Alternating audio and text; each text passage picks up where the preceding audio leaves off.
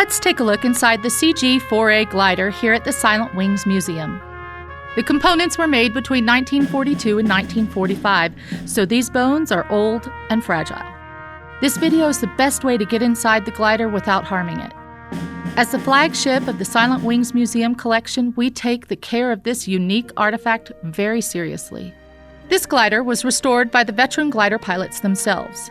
They traveled all over the United States and even Europe, seeking airframes and components to build this museum artifact.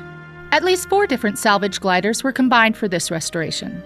The glider pilots spent 8 years working on this glider restoration.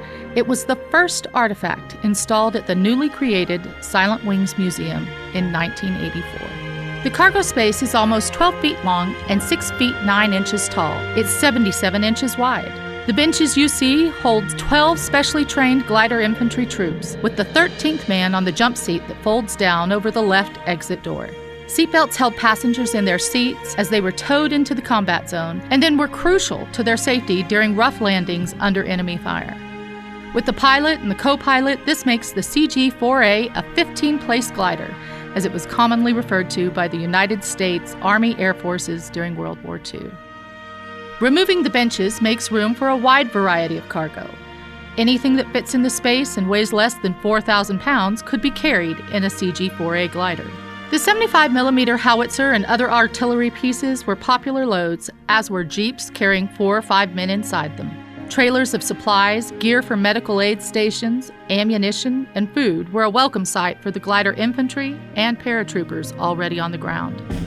Brave glider pilots flew solo missions into Bastogne in late December 1944, carrying gliders packed with 5-gallon cans of gasoline and heavy artillery ammunition to the besieged 101st Airborne during the Battle of the Bulge. Strange cargo indeed, mules were carried into the jungle clearings of Burma to support the British and American troops struggling to hold supply lines open against the Japanese. Let's take a look inside the brains of the CG-4A glider. Come on up to the cockpit, where our specially trained glider pilots concentrated on knowing exactly what the CG-4A glider was capable of. And a little bit more. Dual control columns allow the pilot and co-pilot to switch controls seamlessly, a maneuver the glider pilots practiced extensively in training. The control wheels connect to the aileron cables running back through the body and wings of the glider. Foot pedals control the rudder to steer the glider.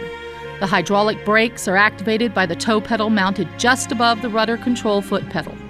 Again, either pilot or co-pilot control the aircraft using these pedals. The spoiler control handle is tucked in to the left of the pilot. Well-timed use of the spoiler could help a glider pilot bring the CG-4A into a quick landing in the combat zone. The instrument panel contains just 5 indicators and switches for the battery-powered landing lights. Instruments include airspeed indicator, rate of climb indicator, bank and turn indicator, altimeter, and a compass.